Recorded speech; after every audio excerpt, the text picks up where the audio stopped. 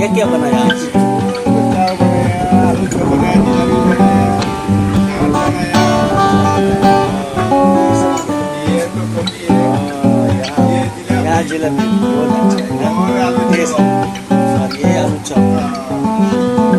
Taste कैसी taste है इसका? 20 रुपया। ये दो ये। इसका टेस्ट कैसे है? टेस्ट तो ठीक है। बढ़िया है।